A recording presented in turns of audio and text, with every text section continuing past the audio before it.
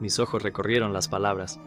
Y todo espíritu que no confiesa que Jesucristo ha venido en carne no es de Dios, y este es el espíritu del anticristo, del cual habéis oído que ha de venir y que ahora ya está en el mundo.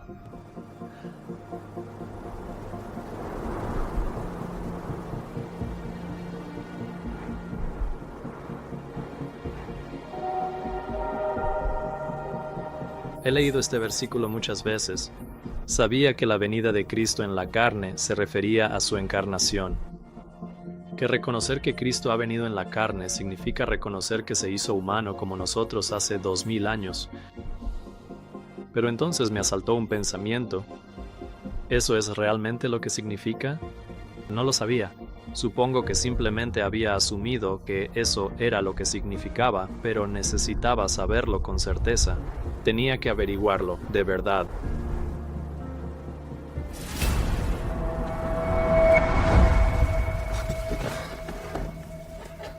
Inmediatamente fui a la página de writings.org, la versión clásica porque prefiero el diseño antiguo, para encontrar declaraciones de Elena de White y de los pioneros sobre este versículo. Busqué la frase "venido en carne" entre comillas, y marqué la casilla opcional de la Adventist Pioneer Library para incluir los escritos de los pioneros en mi búsqueda. 170 resultados. Seguramente podría encontrar algo, ¿no? Finalmente, me encontré con una declaración de John Lockburg. Él citó los versículos de Primera de Juan, capítulo 4, y luego escribió: "Note cuidadosamente la escritura anterior. No dice que cualquiera que confiese que Jesucristo vino en carne, sino que ha venido en carne. Es decir, que Él viene por su Espíritu y mora en nosotros". Me quedé sorprendido. ¿Cómo pude pasar eso por alto? ¿Podría ser que negar que Cristo viene en la carne significa negar que Él viene por su Espíritu a vivir en nuestra carne? Las implicaciones daban vueltas en mi mente. Pero primero, si esto es cierto, debería estar especificado en la Biblia. Debería poder encontrarlo dentro del contexto del versículo. Así que volví a mirar, y ahí estaba, en el siguiente versículo. Vosotros sois de Dios, hijitos, y los habéis vencido, porque mayor es el que está en vosotros que el que está en el mundo.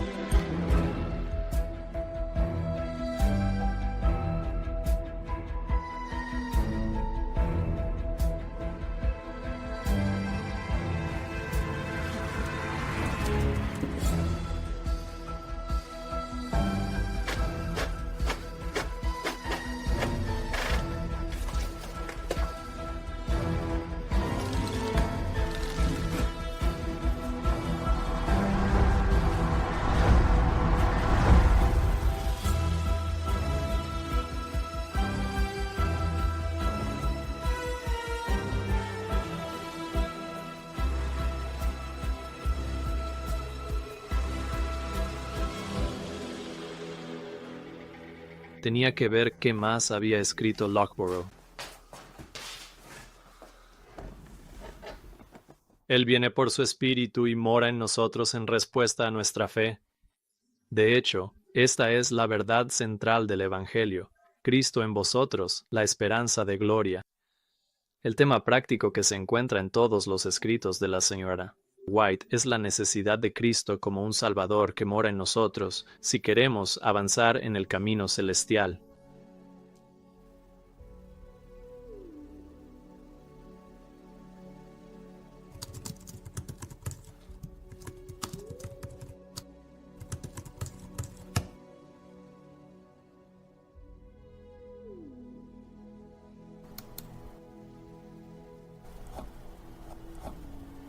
Para mi asombro, A.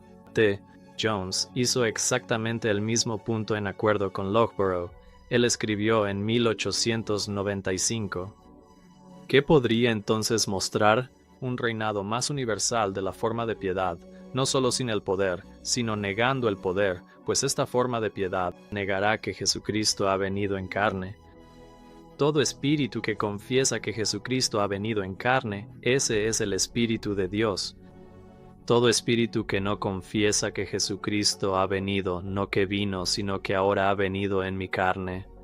Cristo en vosotros, la esperanza de gloria, Cristo habitando dentro, Dios reinando en el reino de Dios que está dentro de vosotros.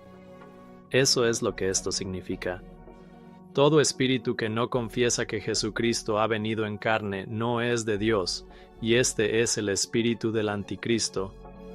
Y vosotros los habéis vencido, hijitos, porque mayor es el que está en vosotros, que el que está en el mundo. ¿Quién es el que está en el mundo? Oh, es el Dios de este mundo, es Satanás. Mayor es Él, Cristo, que está en vosotros, que el que está en el mundo.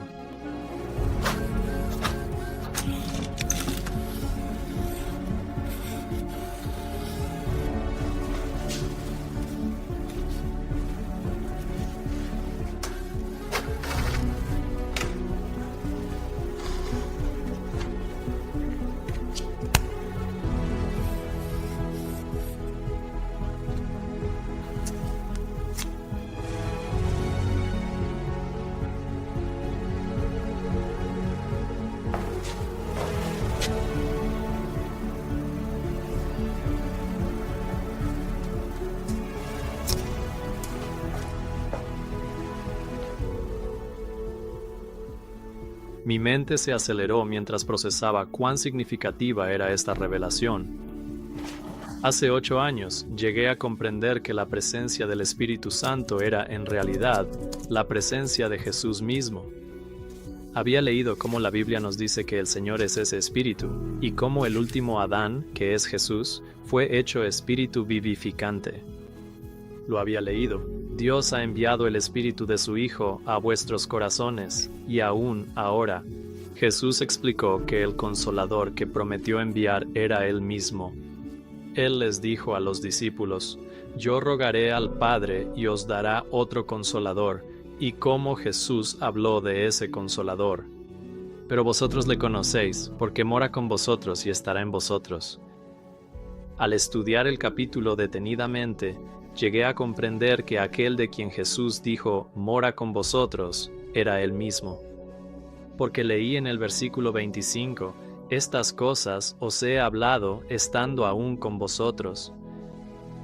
Así que era Jesús quien moraba con ellos y por lo tanto era Jesús quien estaría en vosotros.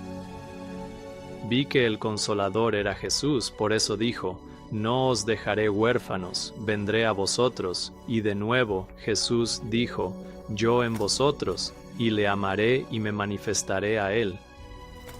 Incluso los discípulos entendieron que el Consolador era una manifestación de Jesús, pues esto se repitió en la pregunta que le hicieron a Jesús.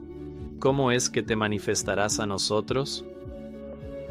Ellos comprendieron que esta manifestación sería Jesús viniendo a ellos, porque Él dijo, me voy y vendré otra vez a vosotros.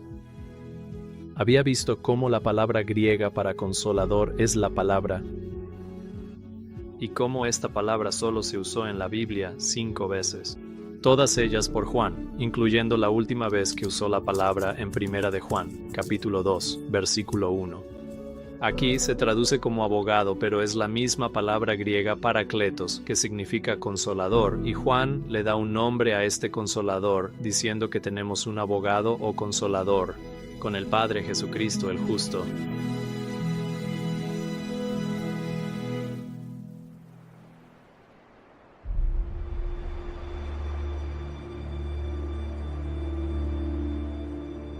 Toda mi vida me habían enseñado a creer que el Espíritu Santo, el Consolador, no era Jesús, sino alguien más. Y después de muchos años de estar engañado como cristiano, finalmente tenía de vuelta a Jesús. La alegría y la paz de saber que los impulsos, el consuelo y las convicciones del Espíritu Santo que había experimentado durante tantos años no provenían de alguien a quien no conocía, porque Jesús dijo, vosotros le conocéis. Y así era Jesús mismo, el que había caminado en carne humana y fue tocado por el sentimiento de nuestras debilidades, pero fue, en todos los aspectos, tentado, como nosotros. Sin embargo, sin pecado, Él es quien estaba en mí, Él era quien me convencía de mis pecados y me daba el poder para vencerlos. Él es quien me guiaba y cuya presencia sentía ardiendo dentro de mí. La presencia del Espíritu Santo era la presencia de Jesús todo este tiempo. Realmente Él es mi consolador.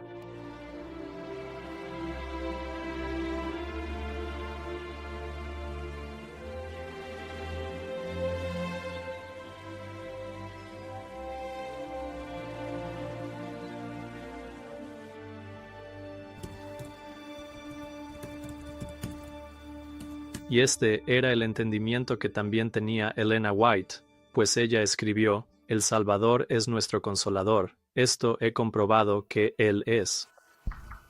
Y adoramos a Dios por su maravilloso amor al darnos a Jesús, el Consolador. Ella escribió acerca de Jesús, diciendo que Él es el Espíritu de verdad, y el Espíritu de toda verdad manifestado en la carne, el divino Hijo de Dios. Y también escribió: Él les dio el Espíritu Santo, su presencia, como Consolador, para permanecer con ellos y enseñarles. Elena White añadió en 1888, Jesús invita su propia presencia a tu alma, y 2 años después escribió: Cristo solo se ha retirado de la vista física, pero está tan verdaderamente presente por su Espíritu como cuando estaba visiblemente presente en la tierra. Ella podía escribir con confianza: la impartición del Espíritu es la impartición de la vida de Cristo. Y Él viene personalmente por medio de su Espíritu Santo al centro de su iglesia. Supe al leer estas palabras que el Espíritu Santo era la presencia personal de Jesús en mi vida. Era su presencia influyendo en mis pensamientos y palabras, y dándome el poder para vencer la tentación y el pecado, y para guardar sus mandamientos.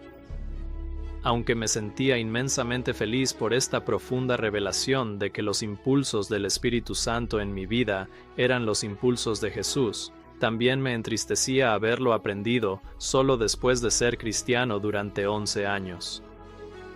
Y luego leí de la hermana White cómo esto había sido el plan de Satanás. La razón por la que las iglesias están débiles, enfermas y a punto de morir es que el enemigo ha traído influencias de naturaleza desalentadora sobre las almas temblorosas. Él ha procurado apartar a Jesús de su vista como el Consolador, como aquel que reprende, que advierte, que les amonesta diciendo: Este es el camino. Andad por él. Qué alegría fue saber que si peco, mi consolador y abogado a quien puedo acudir es mi Salvador, quien me perdonará y me ayudará. Había aprendido que el propio Espíritu que intercede por nosotros con gemidos indecibles es Jesús mismo. Como escribió Pablo solo unos versículos después, es Cristo quien murió, más aún quien resucitó, el que además está a la diestra de Dios, quien también intercede por nosotros. Y Elena White añadió: Los gemidos y los anhelos del Espíritu son la expresión de la intercesión de Cristo en favor de su pueblo. He escuchado a muchos cristianos decir que el Espíritu Santo tiene que ser una persona porque intercede por nosotros con gemidos. ¿Puedes tú entristecerte? Algo que no tiene personalidad divina no es una persona divina. No se entristece una influencia, no se entristece un poder. Pero ¿cómo no ven que esa persona es Jesús? Qué asombroso es que a lo largo de la Biblia y los escritos de Elena White, el Espíritu Santo sea la presencia de Jesús, nuestro Salvador, pero no solo Jesús. Porque Jesús habló del Padre que mora en mí.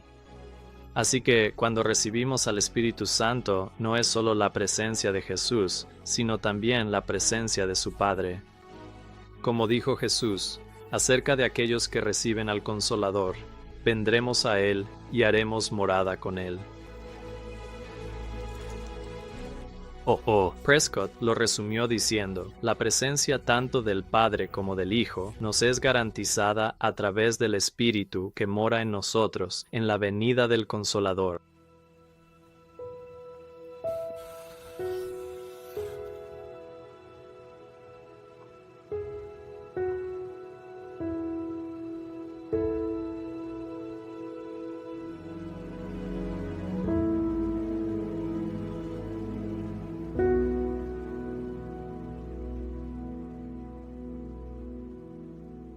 Mientras continuaba mi búsqueda, me encontré con varias declaraciones más de los pioneros, todas afirmando que negar que Cristo ha venido en carne significa negar que Cristo ha venido en nuestra carne.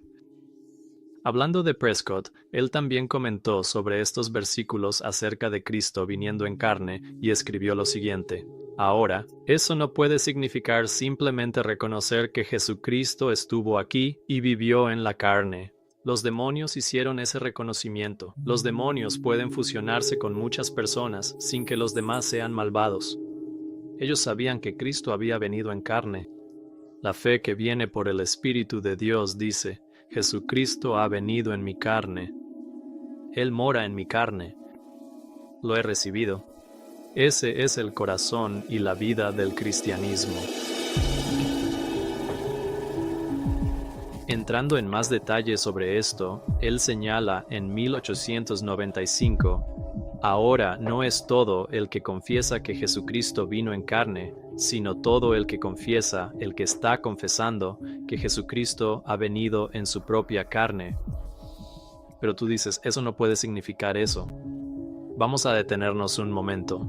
Todo espíritu que hace eso es de Dios. Ahora, cuando Jesucristo estuvo aquí en la carne, cada vez que los demonios lo encontraban, lo reconocían como Jesucristo en la carne. Decían: te conocemos, sabemos quién eres, el Santo de Dios. ¿Eran ellos de Dios? Cumple con esta idea decir que todo el que confiesa que Jesucristo ha venido, que Él vino. Los demonios confiesan precisamente eso, y ese es exactamente el tipo de fe que se está imponiendo a la gente ahora. Los demonios creen y tiemblan, pero no creen para justicia. Y creer para justicia es el Evangelio, es Cristo en vosotros, la esperanza de gloria. Y todo aquel que confiesa que Cristo ha venido en la carne es el que está confesando que Jesucristo está en él, la esperanza de gloria. Ese espíritu es de Dios. Todo espíritu que no confiesa que Jesucristo ha venido en carne no es de Dios, y ese es el espíritu del anticristo. Y no importa dónde lo encuentres ni cuándo lo encuentres. Todo espíritu que no confiesa que Jesucristo ha venido en carne es un opositor. Él es anticristo y es del espíritu que se opone, y es la esencia misma del anticristo negar ese hecho. ¿Cuál es la base? En primer lugar, la base general del cristianismo, y en segundo lugar, es la vida y el todo y en todo de la cristiandad de cada individuo. Y eso es que Cristo ha venido en su propia carne y que Jesucristo está en él, la esperanza de gloria. Wagner también entendía lo que significaba esta escritura. Él escribió en 1893 en la revista periódica Prescott Truth UK que todo espíritu que confiesa que Jesucristo ha venido en carne es de Dios, y todo espíritu que no confiesa que Jesucristo ha venido en carne no es de Dios.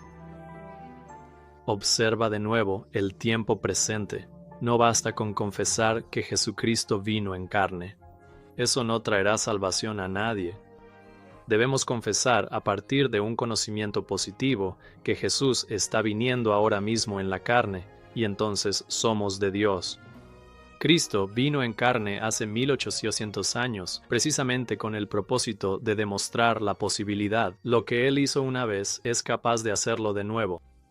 Aquel que niega la posibilidad de que Él venga ahora en la carne de los hombres, por lo tanto, niega la posibilidad de que alguna vez haya venido en carne.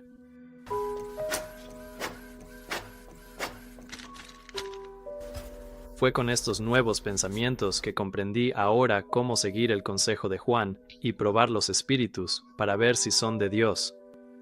Antes había estado usando la prueba equivocada y por eso era fácil que me engañaran, y de hecho había sido engañado durante muchos años.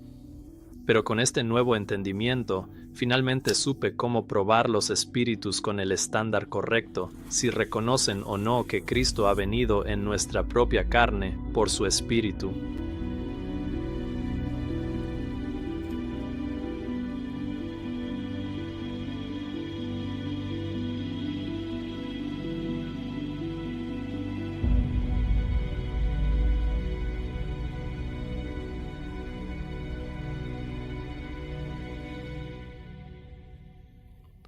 Así que, imaginen mi sorpresa cuando me encontré con lo siguiente, 2 Corintios 13:5, que nos invita a aplicar la misma prueba a nosotros mismos para examinar si estamos o no en la fe.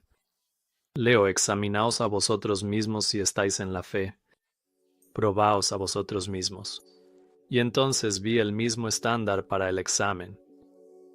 ¿No os conocéis a vosotros mismos que Jesucristo está en vosotros, a menos que estéis reprobados?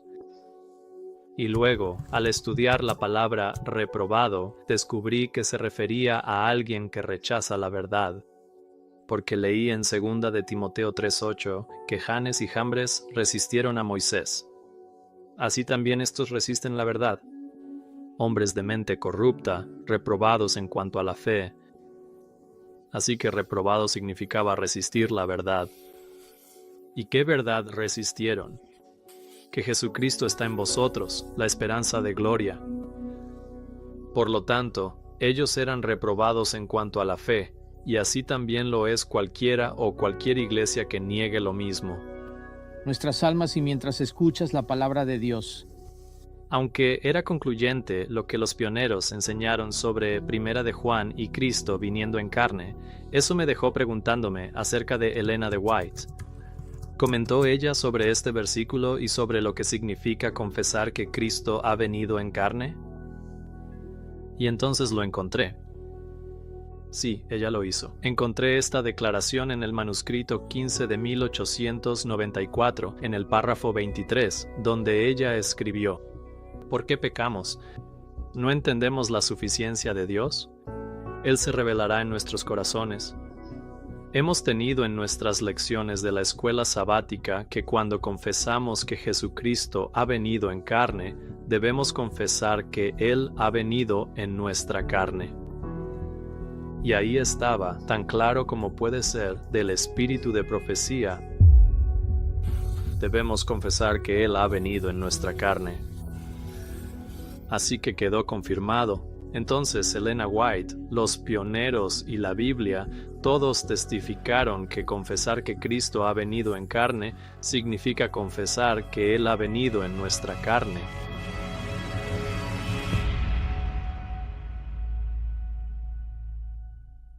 Al aplicar estas revelaciones a nuestro propio tiempo, vino a mi mente la razón por la que muchas personas niegan la posibilidad de que Cristo venga en nuestra propia carne es porque creen que Jesús está atascado en el santuario celestial, ya que consideran que Él no puede estar presente en todas partes porque ha tomado sobre sí nuestra naturaleza humana. He escuchado este pensamiento de que Jesús no puede estar presente en todas partes, expresado muchas veces por cristianos evangélicos e incluso por adventistas del séptimo día.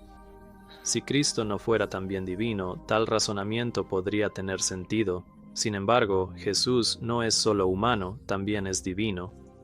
Y tenía sentido para mí que, aunque Jesús está físicamente en el santuario celestial, aún puede, gracias a las capacidades de su naturaleza divina, habitar simultáneamente con su pueblo, aquí en la tierra. Ellen White escribió sobre esto diciendo que Cristo viene en su naturaleza divina. Ella aclara que, mientras Jesús ministra en el santuario celestial, todavía es, por medio de su Espíritu, el ministro de la Iglesia en la tierra. Él está retirado de la vista física, pero su promesa de despedida se cumple.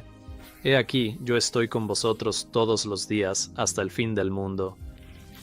Y así es como Jesucristo puede estar tanto en el cielo como presente en su pueblo. Su persona humana, o forma, está en el cielo. Pero por su naturaleza divina, Él está tan presente con nosotros ahora, por medio de su Espíritu, como cuando caminó por la tierra. Ellen White señaló precisamente esto en 1890, cuando escribió: Cristo está retirado solo de la vista física, pero está tan verdaderamente presente por su Espíritu como cuando estaba visiblemente presente en la tierra. Qué hermoso es esto, que el verdadero Hijo Divino de Dios y también su Padre están presentes con el creyente. Muchos han preguntado, ¿cómo puede ser esto? Solo puedo responder, si puedes comprender la divinidad, entonces puedes atreverte a decirlo. Incluso Judas preguntó, ¿cómo es que te manifestarás a nosotros y no al mundo? Todo lo que podemos decir con certeza es que Él permanece en nosotros por el Espíritu que nos ha dado.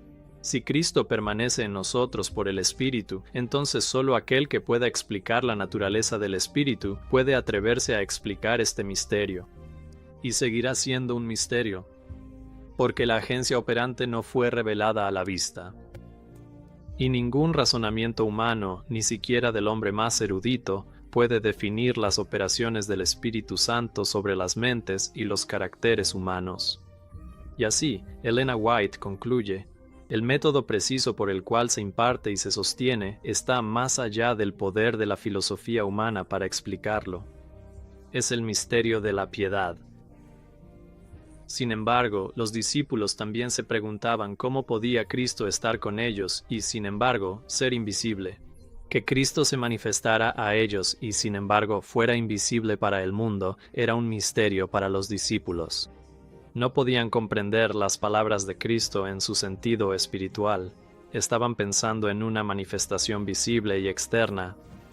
No podían asimilar el hecho de que podían tener la presencia de Cristo con ellos. Y aún así, el ser invisible para el mundo, no entendían el significado de una manifestación espiritual. Así que descubrí que pensar en el Consolador, el Espíritu Santo, como una manifestación espiritual de la presencia de Cristo es una buena manera de entenderlo. Elena White ofreció algunas ideas sobre la omnipresencia de Cristo al delinear las diferencias entre la naturaleza humana de Cristo y su naturaleza divina. Ella escribió, limitado por la humanidad, Cristo no podía estar en todos los lugares personalmente. Por lo tanto, era completamente para su beneficio que Él los dejara. Ir a su Padre y enviar al Espíritu Santo para ser su sucesor en la tierra. Aquí, ella afirma que la naturaleza humana de Jesús no podía estar en todos los lugares personalmente. Y esto tiene sentido porque sabemos que, como humanos, no tenemos esa capacidad. Pero luego Elena White continúa explicando cómo Jesús, por lo tanto, puede estar presente en todas partes. Aún hablando de Cristo, ella añade, el Espíritu Santo es Él mismo, es decir, el Espíritu Santo es Jesús. Pero el Espíritu Santo es Jesús, despojado de la personalidad de la humanidad e independiente de ella. Así que el Espíritu Santo sigue siendo Jesús mismo, pero es Jesús, despojado de o independiente de su forma humana. Y por eso, ella añade que de esta manera, solo Él podría representarse a sí mismo como presente en todos los lugares por medio de su Espíritu Santo, como el omnipresente.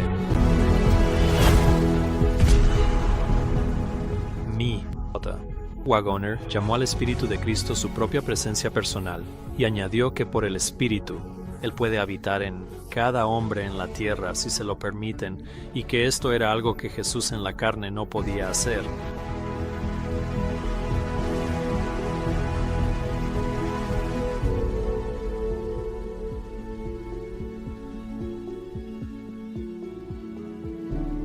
Otra manera de decir esto sería afirmar que la naturaleza divina de Jesús podía operar en la tercera persona independientemente de su forma humana. Y esto es exactamente a lo que se refería la hermana White cuando hablaba de la poderosa agencia de la tercera persona de la deidad. El Espíritu Santo es Jesús mismo, pero es Jesús despojado de la personalidad de la humanidad e independiente de ella. Y así es, por lo tanto, que, por la naturaleza divina de Jesús operando en la tercera persona, independientemente de su forma humana, en el santuario celestial, Él puede ser omnipresente y venir personalmente por medio de su Espíritu Santo en medio de su iglesia. J. Waggoner también escribió que, aunque Cristo ha ascendido al cielo y está a la diestra de Dios, con ángeles, autoridades y potestades sujetas a Él, aún así permanece con los hombres. Y concluyó, Todo espíritu que no confiesa que Cristo ha venido, no que vino, sino que ahora ha venido, no es de Dios. Siempre es ahora, y cuando confesamos este hecho, Jesucristo se identifica con nosotros en nuestra pecaminosidad. Él también nos confiesa delante del Padre en su justicia, y somos uno con Él. 10 veces se menciona al Espíritu Santo en este pasaje como la tercera persona de la Trinidad, al menos 10 veces en Juan 16. Déjame mostrarte eso. Así que no estamos hablando de alguna fuerza vaga. Estamos hablando de la tercera persona de la Trinidad, tan real como persona como el Padre y el Hijo. Así que cuando las personas insisten en que el Espíritu Santo es una tercera persona o un tercer individuo que viene a morar en ellos, y que el Espíritu Santo no es Jesús, porque Jesús no puede ser omnipresente, están pensando que el Espíritu Santo es otra persona completamente diferente. ¿Quién es el Espíritu Santo? Él es la tercera persona divina de la Trinidad que existió con el Padre y el Hijo desde la eternidad y... Así que la razón por la que las personas insisten en que el Espíritu Santo es una tercera persona o un tercer individuo que viene a morar en ellos es porque no entienden al Espíritu Santo. Es Cristo viniendo a ellos en su naturaleza divina. Ellos piensan que el Espíritu Santo es otra persona completamente diferente, una tercera persona que no es Jesús en absoluto. El Espíritu Santo es un miembro de la Trinidad que a veces pasa desapercibido, pero es el Espíritu. Y así concluyen que el morar del Espíritu Santo no es el morar de la presencia de Jesús. Esta es precisamente el engaño del que Juan nos advirtió, hablando de aquellos que no confiesan que Jesucristo ha venido en carne. Esto es lo que Dios le indicó a Juan que llamara el espíritu del anticristo. De nuevo, en 2 Juan 1:7 añadió, porque muchos engañadores han salido por el mundo, que no confiesan que Jesucristo ha venido en carne. Este es el engañador y el anticristo.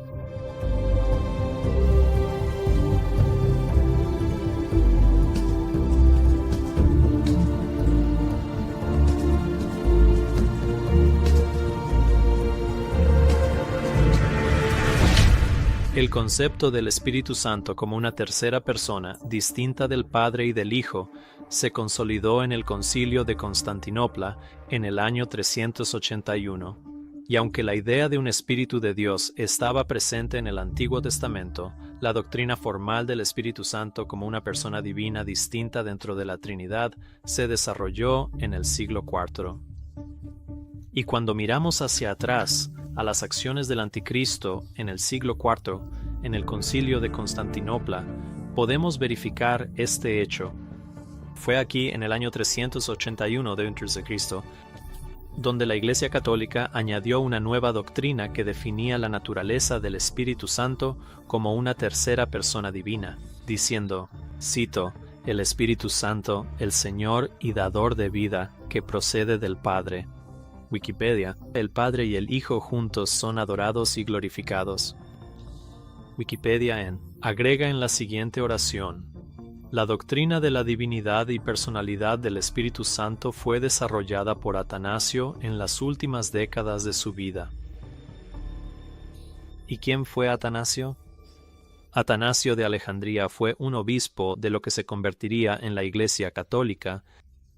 De hecho, Atanasio es considerado uno de los 4 grandes doctores orientales de la Iglesia en la Iglesia Católica y fue venerado como santo en la Iglesia Católica. Se le considera un padre de la Iglesia y el principal defensor del trinitarismo, que es la doctrina de todas las doctrinas que niega eso. Cristo ha venido en nuestra carne al enseñar a todo el mundo cristiano que el Espíritu Santo no es Jesús morando en nosotros, sino que es otra persona completamente diferente. Ellen White creía exactamente lo contrario cuando escribió: no es seguro captar el espíritu de otro. Queremos el Espíritu Santo que es Jesucristo. Dios. El Padre está en el cielo, Jesucristo, sentado a la diestra del Padre. Bueno, entonces, ¿quién está operando en el ámbito terrenal hoy en día? La tercera persona de la divinidad, Dios, el Espíritu Santo. Por eso Juan pudo identificar acertadamente el origen de esta doctrina que niega. Cristo ha venido en la carne como el espíritu del anticristo, porque de ahí provino exactamente, de la Iglesia Católica Romana, el anticristo. ¿Es ese el espíritu que es algo? Hoy en día, todo el mundo cristiano ha bebido de este vino, esta doctrina corrompida y pervertida sobre el Espíritu Santo. Él no es un eso. Escucho a la gente decir, yo quiero eso. Él es una persona. Incluso la Iglesia Adventista del Séptimo Día, sin embargo, no adoptó oficialmente esta doctrina hasta el año 1980, cuando consagraron la doctrina de la Trinidad en sus creencias fundamentales, donde identificaron al Espíritu Santo como una de las personas coeternas, en común con los católicos. Me sorprendió un poco ver. Ellos hicieron esta afirmación sin vergüenza alguna. Cuando el Instituto de Investigación Bíblica de la Conferencia General afirmó audazmente, con respecto a su doctrina de Dios, que los adventistas del séptimo día no deben ser. Están en armonía con las grandes declaraciones credales de la cristiandad, incluyendo el Credo de los Apóstoles, Nicea 325, y la definición adicional de fe respecto al Espíritu Santo, alcanzada en Constantinopla 381. Me sorprendió ver que la Iglesia Adventista hiciera tal admisión de que estaban en armonía con la formulación de la doctrina de Dios, tal como fue establecida en estos concilios católicos.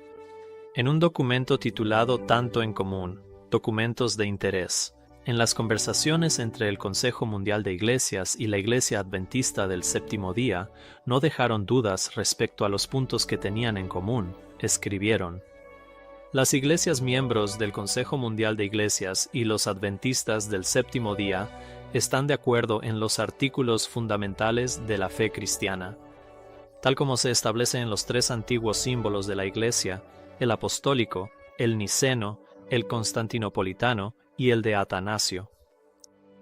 Es decir, los adventistas del Séptimo Día, junto con el Consejo Mundial de Iglesias, están de acuerdo en la doctrina del Espíritu Santo formulada en los concilios de Nicea y también de Constantinopla, donde se declaró que el Espíritu Santo es una persona individual. Al igual que el Padre y el Hijo, y la frase el Espíritu Eterno, Él es coeterno con Dios el Padre y Dios el Hijo. ¿Cómo no podría yo sentirme destrozado, entonces, al ver que la iglesia que Dios había levantado adopta como creencia fundamental exactamente la misma posición?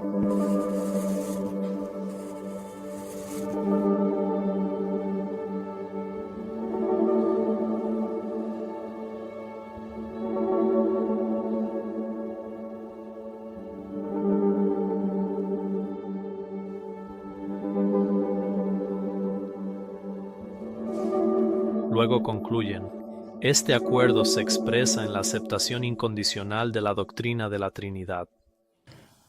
Pregunta: ¿cometió nuestra iglesia un error al abandonar la posición de Elena White y los pioneros respecto a Dios, adoptando la posición católica de la Trinidad?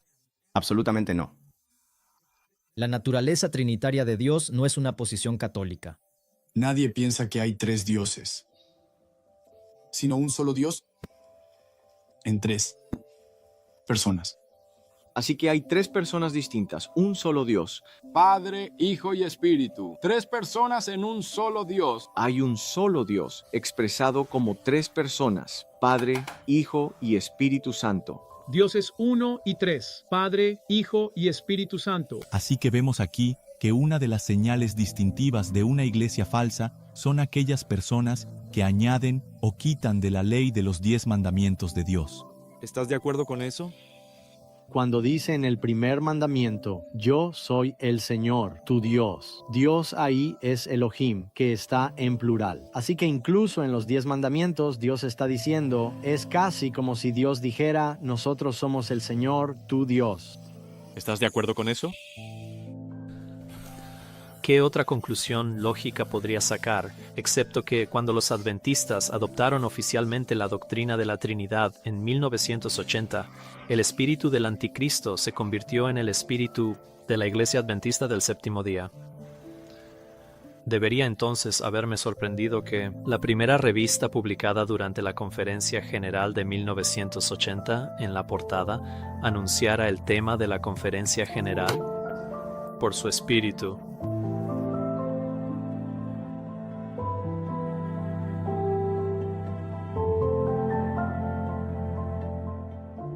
Que la denominación se alineara con la doctrina de Roma era beber el vino de Babilonia, y al hacer de esta doctrina una creencia fundamental de la denominación, ese mismo año, oficialmente comenzó a obligar a sus miembros a beber ese vino o ser expulsados. Daniel fue lo suficientemente sabio para saber que ese vino contaminaría su mente. La Biblia nos dice que no es apropiado que los reyes beban vino, no sea que beban y se olviden de la ley. Eso está en Proverbios 31, versículos 4 y 5. Así que la razón por la que sabemos que el mensaje del segundo ángel está dirigido directamente hacia la ley de Dios es porque Babilonia está tratando de darle al mundo esta copa. Eso hace que digan que está bien ignorar la ley de Dios. Y si tienes esa mentalidad, no serás apto para el reino de los cielos. El conocido ministro adventista R. F. Cottrell escribió en la Review and Herald de 1869: aferrarse a la doctrina de la Trinidad no es tanto una evidencia de mala intención como de embriaguez, de ese vino del cual todas las naciones han bebido. Donde casi me parece que un espíritu inmundo se ha apoderado de un hambriento, y hay un espíritu de dominación que casi encuentra placer en desear su poder, pisotear las conciencias de los miembros, sabiendo que pueden salirse con la suya porque el sistema está tan manipulado que los miembros ya no tienen voz. Y ese espíritu inmundo es una maldición para nuestra iglesia. Si la falsa doctrina está representada por el vino de Babilonia, entonces, ¿cuántas falsas doctrinas necesito servir? ¿Cuántas falsas doctrinas necesita servir la iglesia para ser Babilonia? Todo lo que necesitas es que tu iglesia adopte oficialmente una falsa doctrina, y eso te convierte en Babilonia. Ahora, amados, escúchenme. Si la iglesia adventista del séptimo día cree oficialmente en la Trinidad, pero tienes a antitrinitarios diciendo que la doctrina de la Trinidad es parte del vino de Babilonia, permítanme hacerles una pregunta. ¿En qué convierte eso a la iglesia? ¿En qué convierte eso a la iglesia? Si la iglesia está enseñando oficialmente doctrinas que pertenecen a Babilonia, eso convierte a la iglesia en Babilonia. Punto. Y la Biblia dice que Dios ordena salir de Babilonia. No puedes quedarte ahí e intentar reformarla desde adentro. Si la iglesia es Babilonia, Babilonia no puede ser reformada. Así que tienes que salir.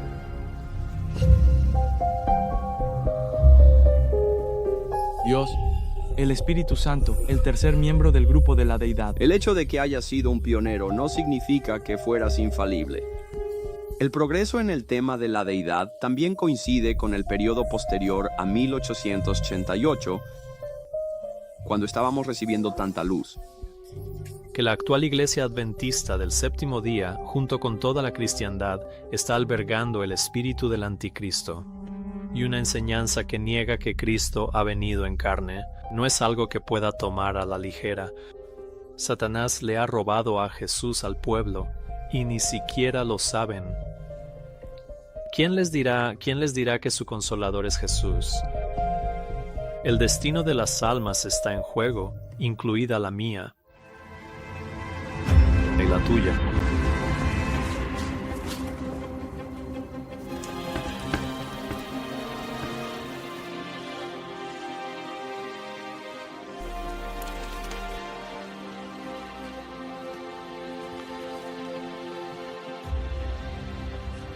Los adventistas del séptimo día no siempre entendieron que negar que Cristo ha venido en carne significaba negar que Cristo ha venido en nuestra carne. J.N. Logborough comparte un poco de su propia experiencia.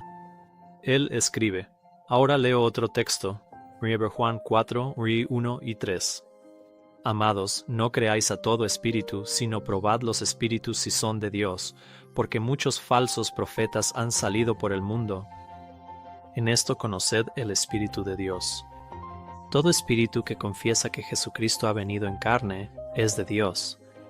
Y todo espíritu que no confiesa que Jesucristo ha venido en carne no es de Dios. Yo solía creer que esto significaba que esos falsos espíritus tenían que reconocer la encarnación de Cristo.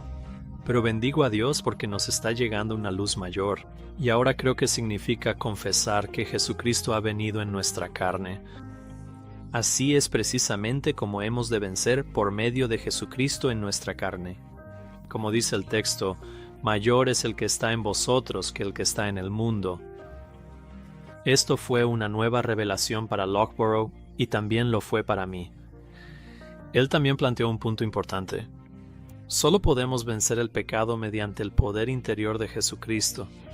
Pedro dice: podéis ser participantes de la naturaleza divina, habiendo escapado de la corrupción que hay en el mundo a causa de la concupiscencia. ¿Cómo escapamos de la corrupción de este mundo? Participando de la naturaleza divina. ¿Cómo entonces podemos negar la presencia de Cristo cuando Él viene en su naturaleza divina, y aún así esperar apropiarnos de su poder divino para vencer el pecado? Y entonces me di cuenta de que, mientras los judíos rechazaron a Cristo en su naturaleza humana, hoy en día cada denominación cristiana ha rechazado a Cristo cuando viene a nosotros en su naturaleza divina. ¿Qué apostasía tan predominante? ¿Qué tan astuto es Satanás que logra impregnar a todo el mundo cristiano con su propio espíritu, el espíritu del anticristo, incluso convenciendo a los cristianos de que son seguidores de Cristo mientras en realidad niegan a Cristo? Y todo esto, como si Dios nunca hubiera advertido a su pueblo sobre recibir a otro Jesús o a otro espíritu. Lo que encuentro en las Escrituras es que es Jesús quien está en nosotros y no alguna tercera persona aparte de Jesús. En el capítulo 14 de Juan, Jesús dijo: yo vendré a él y me manifestaré a él. Cuando hablé con uno de los evangelistas más conocidos de la Iglesia Adventista del Séptimo Día sobre este tema, me dijo que si yo creo que el Espíritu Santo es la presencia de Jesús en mí, y él cree que Jesús está obrando en él a través de otra persona, ambos creemos que es Jesús quien hace la obra, y que la diferencia en puntos de vista es solo cuestión de semántica. Casi no podía creer lo que estaba escuchando. ¿Semántica? Para mí estaba claro que él no entendía el tema ni su verdadero significado. Y sinceramente, en ese momento, Dios también tenía más cosas que mostrarme. Y así lo hizo. Unos años después, cuando me mostró eso, la morada de Cristo está vinculada con la recepción de la justicia de Cristo, por la cual somos salvos.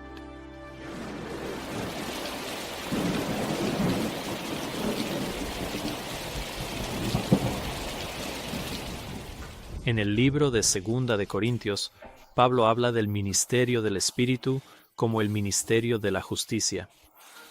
Es decir, la manera en que se nos administra la justicia es a través del Espíritu. Si esto es cierto, entonces hay un vínculo inseparable entre recibir al Espíritu Santo y recibir la justicia de Cristo, algo sobre lo que E.J. Waggoner escribió extensamente.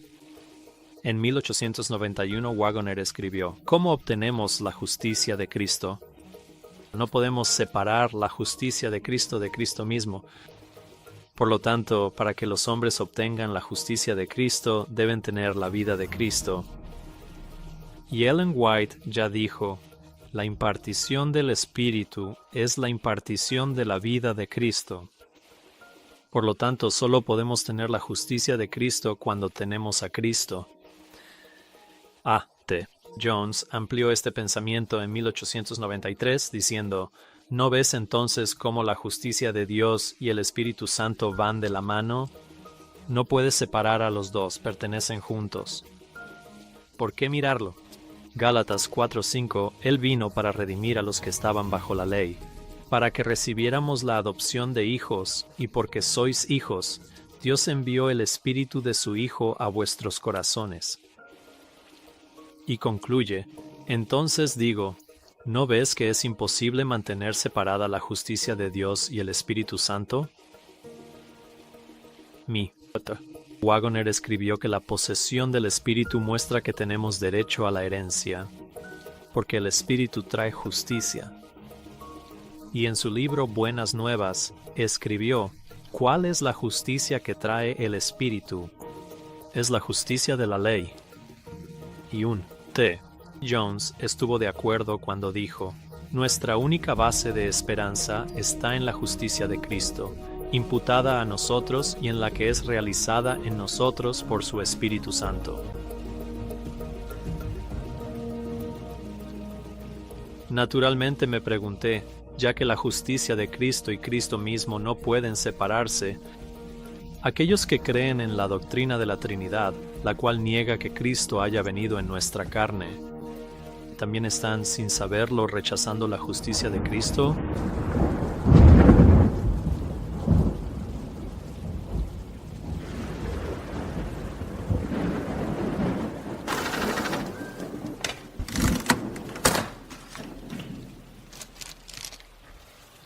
Ellen White escribió: por medio de la obra del Espíritu Santo, la santificación de la verdad, el creyente se prepara para los atrios del cielo, porque Cristo obra en nosotros y su justicia está sobre nosotros.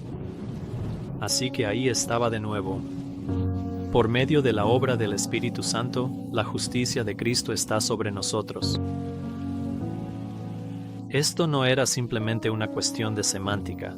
Recibir la justicia de Cristo es imprescindible para la salvación, y si la justicia de Cristo no puede separarse de Él mismo, entonces, al rechazar la morada del Espíritu Santo como la morada de Cristo, me di cuenta de que la mayoría de los cristianos estaban rechazando la justicia de Cristo.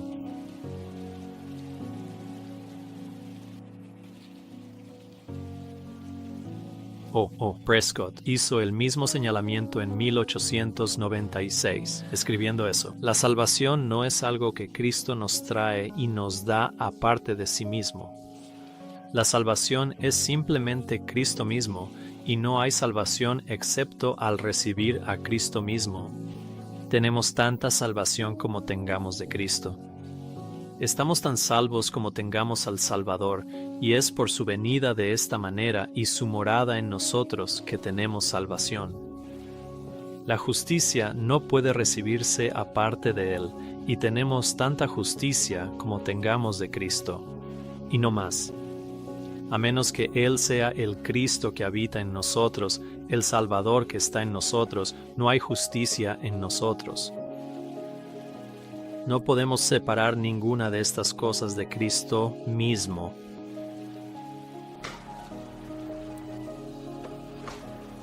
¡Qué pensamiento tan solemne! Si Cristo no está en nosotros, la justicia de Cristo no está en nosotros. Que Dios tenga misericordia de aquellos que creen que el Espíritu Santo no es Cristo en ellos, sino alguna tercera persona divina.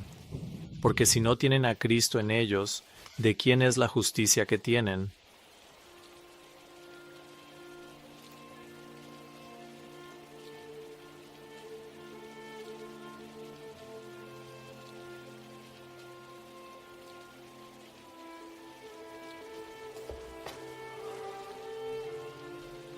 El otro mensajero de 1888, A.T. Jones, escribió: recibimos la promesa del Espíritu por medio de la fe, pero ¿qué la trae? El Espíritu de Dios, y cuando lo tenemos, Cristo mora en el corazón. Entonces es el Espíritu Santo quien trae la presencia personal de Jesucristo, y al traer su presencia personal a nosotros, Él mismo se trae. Y luego A.T. Jones concluyó: Eso es lo que debemos tener para tener la presencia de Cristo, para tener la justicia de Cristo, para que podamos recibir la lluvia tardía, para que podamos dar el fuerte pregón. Había escuchado la frase justicia por la fe numerosas veces en la iglesia adventista. Había escuchado todo acerca de 1888 y el rechazo de la iglesia a la justicia por la fe, y que por esta razón Jesús no ha regresado. Vimos que el mensaje del tercer ángel no es otro que la justificación por la fe en verdad. Sin embargo, aquí estamos en 2025 en una posición peor que la que tenía la iglesia en 1888, y aún seguimos siendo culpables del mismo pecado: rechazar la justicia de Cristo. No permitamos que nadie en ningún momento nos aparte de las verdades bíblicas sólidas y consagradas por el tiempo en las que nosotros, como adventistas del séptimo día, hemos creído. No te dejes tentar a cambiar ni lo más mínimo a menos que leas un "Así dice el Señor".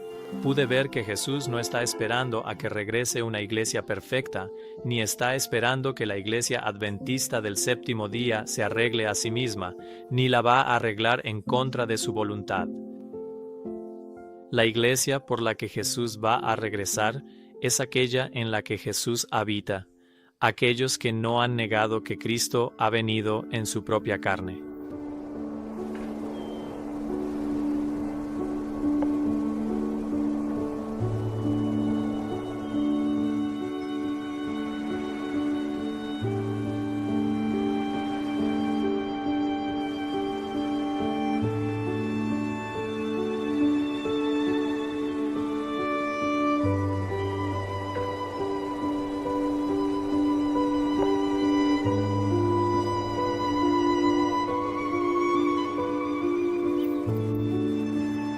A la iglesia de la Odisea, él dice: He aquí, yo estoy a la puerta y llamo. Si alguno oye mi voz y abre la puerta, entraré a él y cenaré con él, y él conmigo. Jesús quiere entrar en cualquier persona que escuche su voz. Él, por medio de su Espíritu, está llamando a la puerta del corazón de cada individuo. Pero, ¿por qué está él afuera? ¿Por qué la iglesia de la Odisea no le permite entrar? He escuchado a ministros jactarse de ser la iglesia de la Odisea, pero ¿serán tan ciegos que no entienden que la iglesia de la Odisea está perdida a menos que se arrepientan y dejen entrar a Jesús? Te vomitaré de mi boca, dijo Jesús. Y a aquellos que reciben a Jesús cuando Él viene a ellos en su naturaleza divina, Él les dice: Al que venciere, le concederé que se siente conmigo en mi trono, así como yo también vencí y me senté con mi Padre en su trono. ¿Cómo puede la iglesia de la Odisea vencer? E.J. Waggoner tenía algo que decir al respecto. Él cita a Juan: Todo espíritu que no confiesa que Jesucristo ha venido en carne no es de Dios. Y este es el espíritu del anticristo, del cual habéis oído que viene y que ahora ya está en el mundo. Vosotros sois de Dios, hijitos, y los habéis vencido, porque mayor es el que está en vosotros que el que está en el mundo.